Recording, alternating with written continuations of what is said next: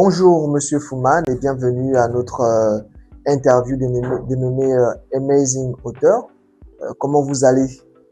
Je vais très bien. D'abord, je tiens d'abord à vous remercier pour me recevoir pour la présentation de ce ouvrage. Je vais très bien. D'accord, formidable. Alors, nous sommes tellement heureux de recevoir aujourd'hui Monsieur Fouman, auteur du livre Le saint et le politique. Monsieur Fouman, vous évoquez là un sujet assez intéressant. Et moi, ce qui m'intéresse beaucoup, c'est votre personne. Pourquoi, en tant qu'humain, vous avez choisi d'aborder la question le saint et le politique? Déjà, pour vous répondre, je vous dirais que je suis intéressé à la chose politique. Et je tiens aussi à ma relation profonde et sincère avec le Seigneur.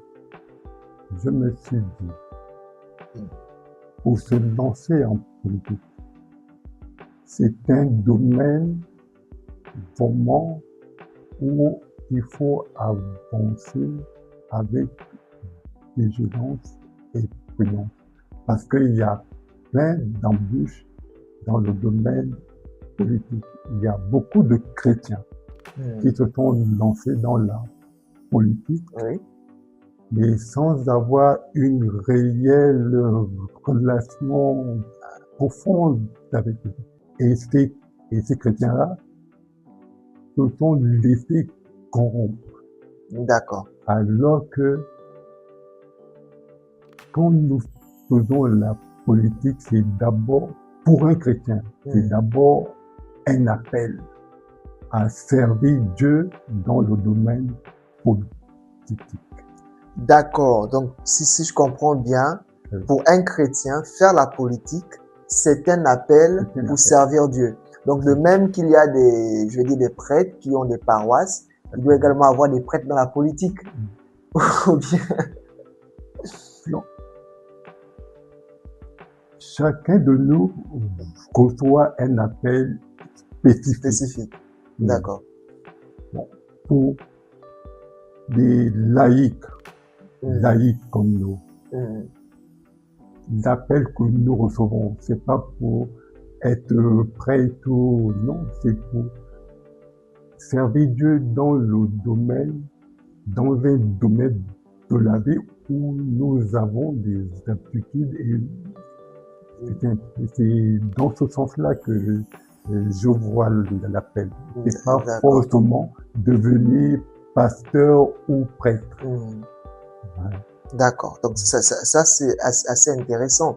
Et donc, Monsieur Fouman, vous êtes déjà un chrétien et la politique est un sujet qui vous intéresse assez. Est-ce que vous êtes aussi dans le domaine de la politique ou vous avez juste écrit parce que le sujet vous intéresse? Non. Je suis dans le domaine de la politique. J'ai d'abord d'adhérer à un parti politique. D'accord. J'étais d'abord dans la société civile. J'ai adhéré, j'étais membre sympathisant de l'ACR. L'ACR, c'est l'association de lutte contre les crimes rituels. Ça, c'était dans les années 2013. Oh. Ouais. Et après ça, bon, je suis dans la société civile, ce n'était pas comme dans un parti politique. J'ai adhéré à un parti politique de l'opposition.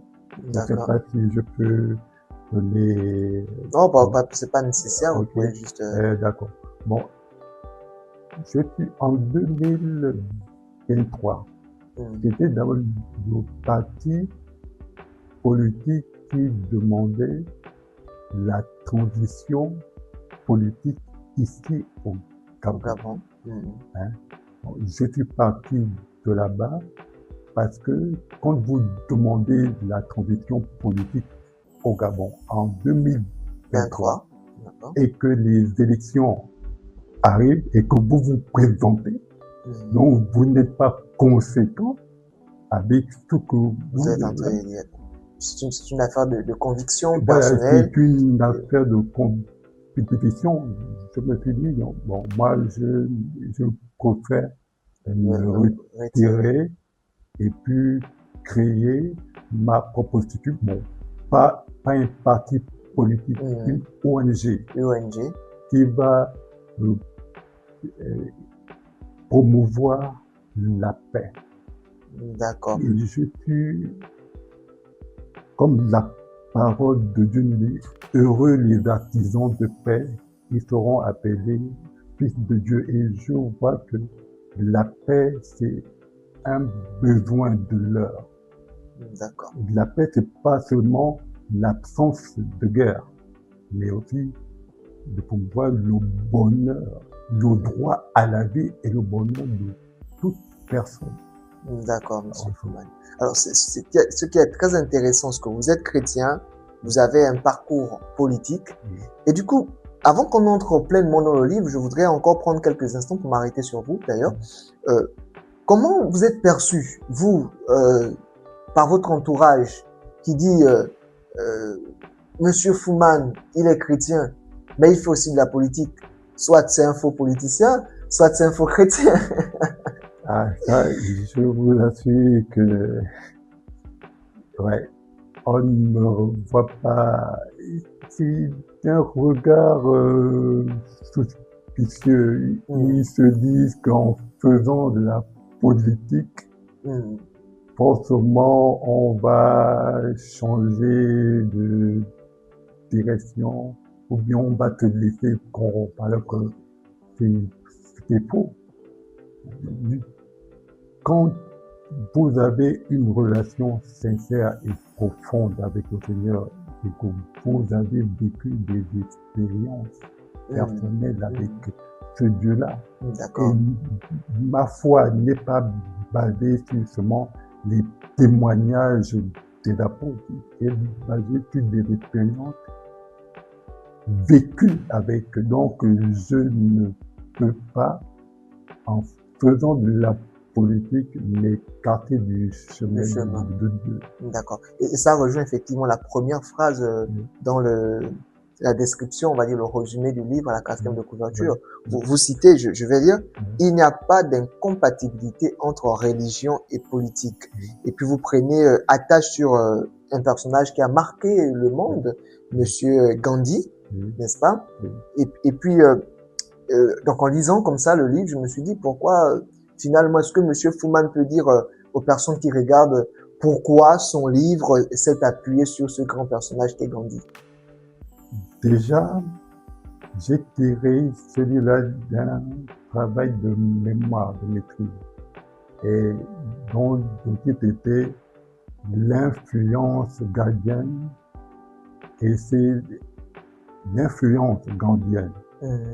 Et c'est, non, la pensée gandhienne, voilà. La pensée gandhienne et ses influences sur l'évolution politique en Afrique de 1893 à 1960. Donc, mon goût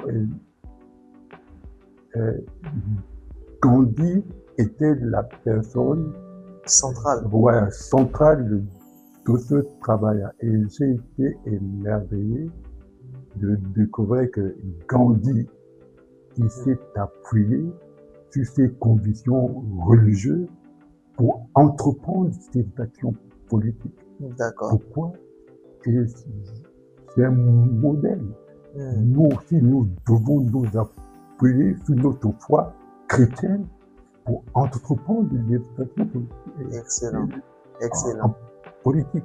Excellent. C'est là où et donc ici, le saint c'est le chrétien, le politique c'est lui qui fait la politique. Alors est-ce qu'on peut dire que Jésus était politicien?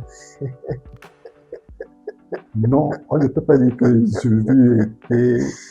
Ah, bon, ça c'est quand même une question, puisqu'il est dit qu'il est le roi des rois, le seigneur des seigneurs.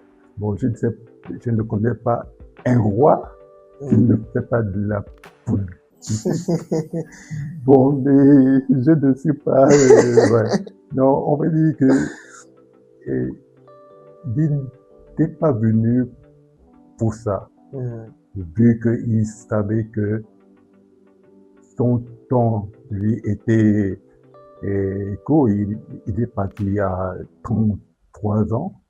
Donc, lui, il est juste venu pour nous sauver l'humanité et donner le relais à nous qui croyons dans lui. Alors, ça, c'est très intéressant. Je posais la question pour vous titiller un peu. Parce que, puisqu'on est dans le cadre du Saint le politique, donc il fallait bien qu'on joigne la Bible à votre livre.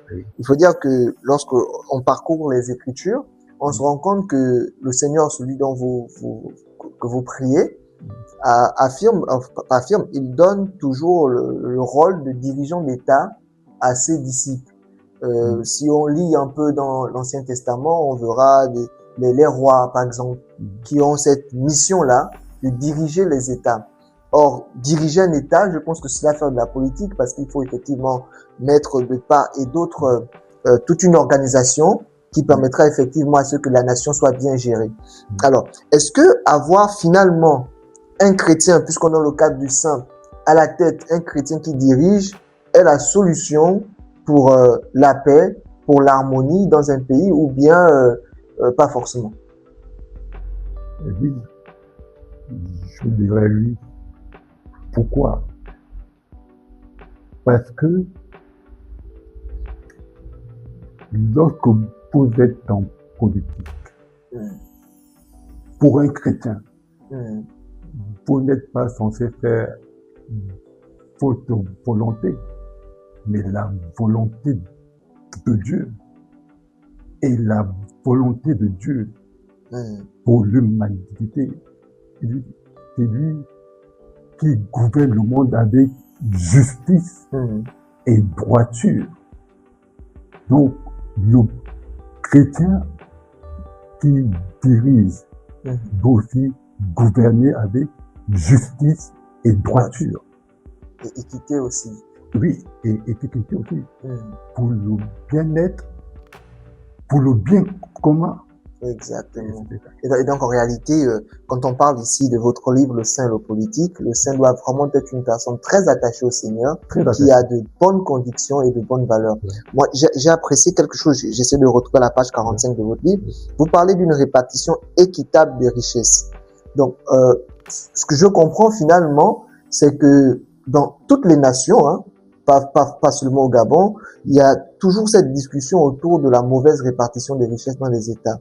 Donc vous stipulez en réalité à travers votre livre que si on veut résoudre ce problème, il va falloir que le saint se mette à la politique. Oui. Donc c'est la solution que vous proposez aux États, vous proposez pas ça forcément aux dirigeants, vous proposez ça aux chrétiens, si je comprends bien. Attends de mieux servir par soi-même. Effectivement. Il y a, l'histoire nous montre qu'il y a des hommes de bonne volonté, pas que tiennent force autrement, qui viennent avec des bonnes intentions en politique. Maintenant, quand ils ont des postes de responsabilité, mais ils ne accomplissent pas ce qu'ils ont promis à montrer tout le monde. Pourquoi? On revient effectivement à la question de droiture et de justice. De droiture et de justice. Waouh. Donc, alors qu'un chrétien, non, c'est vraiment, c'est comme vous avez dit, la Bible fait bien référence au roi et pour faire la volonté de Dieu. Waouh. Est-ce que vous avez mention d'une personne de la Bible qui a dirigé le peuple pendant une période et dont le peuple a vraiment vécu une bonne vie, ou un verset biblique qui va dans ce sens? Bon, il y a plusieurs, mais celui qui m'intéresse le plus, c'est le cas de Joseph. Joseph, c'était la deuxième personnalité après Pharaon en Égypte. Et La Bible nous montre que c'était une personne intègre, craignant Dieu et suivant sa parole à la lettre. Wow. Hein. Il était personnalité. Ouais. Et, et il a gouverné en Égypte avec vraiment équité. Il a fait sortir, il a fait traverser d'Égypte cette période difficile. Hein, pourquoi? Parce qu'il avait cette relation avec Dieu. Ouais. Donc, c'est 5 ans, il joue aussi Daniel. Daniel. Ouais. Daniel aussi a impacté, certes, il n'occupait pas une fonction politique, mais il était conseiller du roi. Et il a impacté les décisions du roi de Babylone. Oui, Babylone, effectivement. Ouais. Avec Nebuchadnezzar Ouais, et puis Nebuchadnezzar. Les autres rois qui ont suivi.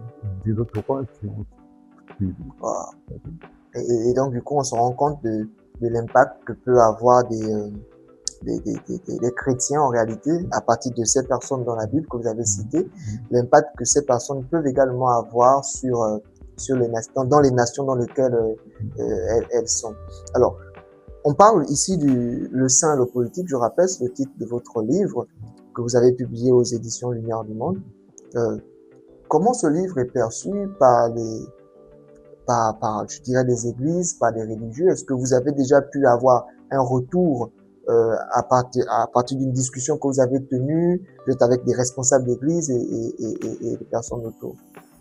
Oui, exactement. J'ai eu récemment un entretien avec un responsable d'église. D'accord. Et il a trouvé que c'était un sujet pertinent, d'actualité. Et il encourage les chrétiens à faire de la politique. À faire de la politique. Mais où il met un bémol, c'est que les chrétiens qui se sont lancés en politique se perdent. Ils se demandent pourquoi se perdent-ils? Est-ce que c'est parce que l'Église ne les accompagne pas suffisamment? Wow.